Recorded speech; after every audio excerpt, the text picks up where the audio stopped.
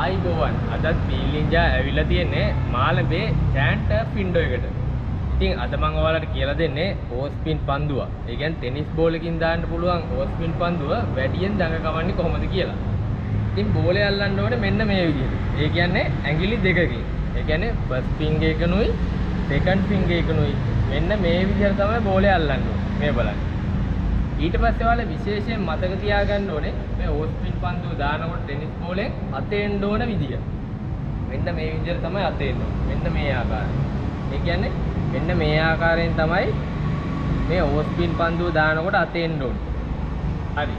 ඊට පස්සේ ඔයාලට මම තව දෙයක් කියන්න කැමතියි. මේ ඕස්පින් පන්දුවකින් වෙන්නේ රයිට් හෑන්ඩ් බැට් කරන එක්කෙනෙක් හිටියොත් අපි ඕස්පින් පන්දුව දැම්මොත් එයාගේ විකට් එක තුලට තමයි පන්දුව එන්නේ. ඒ වගේම ලෙෆ්ට් හෑන්ඩ් බැට් කරන එක්කෙනෙක්ගේ විකට් එකෙන් එළියට තමයි පන්දුව යන්නේ. ඒ කියන්නේ අපි දකුණතින් පන්දුව දැම්මොත්. හරි.